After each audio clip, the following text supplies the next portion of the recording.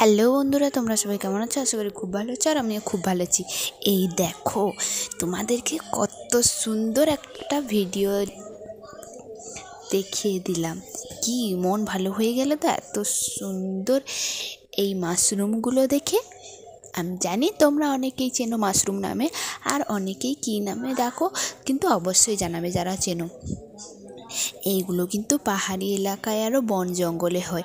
আমার গ্রামে কিন্তু আমাদের ওই যে খড়গাদা হয় না, খড়গাদাগুলো পচে গেলে কিন্তু হয়, প্রচুর হয়। এই বর্ষাকালের দিকে অনেক হয়, আমার বাড়িতে তো অনেক হয়।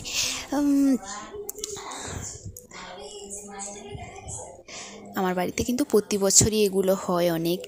খুব ভালো লাগে এই যে ডালের বড়া দিয়ে, সেই স্বাদ তোমাদেরকে কি বলবো। এগুলো অনেক কিছুই হয়, চচ্চড়াও করলে খুব ভালো লাগে আলু দিয়ে। আমি একটা একটা করে তুলে নিচ্ছি। এই দেখো, আজকে অনেকই ফুটেছে, প্রতিদিনই প্রায় কয়েকটা করে ফোটে, আজকে অনেক ফুটেছে, তাই তোমাদেরকে একটু ভিডিওতে দেখিয়ে দিলাম। কত সুন্দর লাগছে না এগুলো, যে স্বাদ! আমাদের বাড়ির সবাই তো খেতে খুব ভালোবাসে, এর বড়াটা খেতে না অনেক সুন্দর লাগে। কিছুই না, শুধু সিম্পল কয়েকটা ঘরোয়া শুধু কয়েকটা জিনিস দিয়েই করলেই হয়ে যায়। এই দেখো কতগুলো উঠেছে আজকে অনেকগুলো উঠে, একটু ছোট ছোট হয়েছে। আগের বছর না অনেক বড় বড় হয়, অন্যান্য বছর অনেক বড় বড় হয়, এবছর একটু ছোট ছোট হয়েছে। আসলে জলটা ঠিক মতন পাচ্ছে না, তো যত এগুলো জল পাবে, রোজ জল পাবে যত, একটু এগুলো বড় হয়।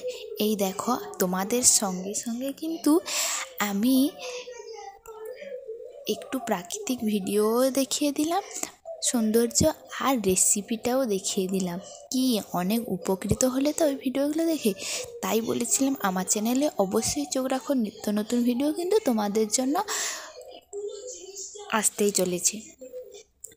এই দেখো, ওই মাশরুমগুলো আমি ধুয়ে করে ভালো করে, এগুলো পুকুরে গিয়ে না চটকে ধুতে হয়, কারণ খড়ের গাদায় হয়ে থাকে তো, তাই অনেক লালচে ভাব হয়ে থাকে, লালচে জল বের হয়, তাই ভালো করে ওই ওপরের দিকে আঁশ ছাড়িয়ে ভালো করে ধুতে হয়। ধুয়ে করে এই যে ডালটা যে ভিজিয়ে রেখে দিলাম, আমি শিলনোড়ায় বেটে নিয়েছি, আর এই যে পেঁয়াজ কুচি নিয়েছি, আর ওই মাশরুমগুলো। এবার সামান্য নুন দিয়ে দিচ্ছি, পরিমাণ মতো নুন দেবে, লঙ্কার গুঁড়ো দিয়ে দিচ্ছি পরিমাণ মতো, তোমরা তোমাদের পরিমাণ মতন দিবে। আমি এতটা জিনিসে এতটাই লঙ্কার গুঁড়ো দিচ্ছি। ঝাল কম হয়, তোমরা কাঁচা লঙ্কাও দিতে পারো, আমি গুঁড়ো লঙ্কাই দিচ্ছি। আর একটু সামান্য হলুদ গুঁড়ো দিয়ে দিচ্ছি। আর এখানে দেব কয়েকটা গোটা জিরেগুলো দিলে তো জানো তো, একদম মুখে লেগে থাকে স্বাদটা। তোমরা গুঁড়ো জিরেও দিতে পারো, ভাজা করে গুঁড়ো করে, ধনে গুঁড়োও দিতে পারো, গরম মশলা গুঁড়োও দিতে পারো।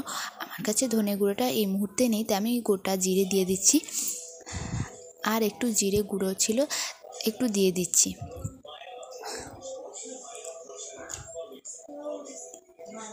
এবার ভালো করে মাখিয়ে নেব, মাখিয়ে করে তোমরা আধ ঘন্টা বা 1 ঘন্টার মতো রেখে দেবে।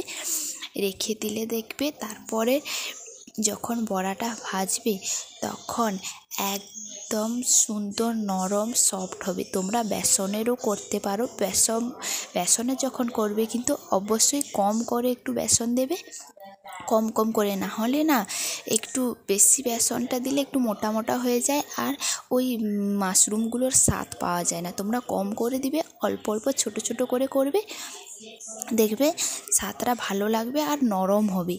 না হলে বেসনটা বেশি হয়ে গেলে একটু মোটা টাইপের হয়ে যায়।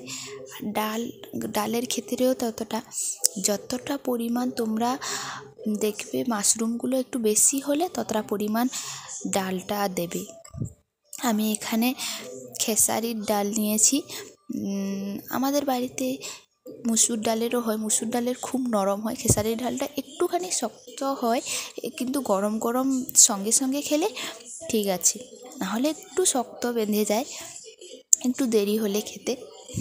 তোমরা সঙ্গে সঙ্গে ভেজে গরম গরম খাবে। এই খেসারির ডালের একদম মুচমুচে হয় আর এত সুন্দর খেতে হয়। আর মসুর ডালের তো ভালোই হয়, সবসময় নরম লাগে আর ভালো লাগে।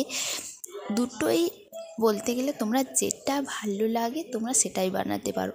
দুটো ডালের কিন্তু খুব সুন্দর হয়। আমার বাড়িতে তো প্রায় ডালেরই হয়। এই দেখো লাল লাল করে একদম ভেজে নিয়েছি, তোমাদেরকে দেখিয়ে দিলাম। দেখেছো ছোট ছোট করেছি। আর একটু আস্তে আস্তে করে চ্যাপটা চ্যাপটা করে একটু এপিট ওপিট ভালো করে লাল লাল করে ভেজে নেবে। কি কেমন লাগলো ভিডিওটা অবশ্যই কিন্তু জানো। আজকের মতন টাটা।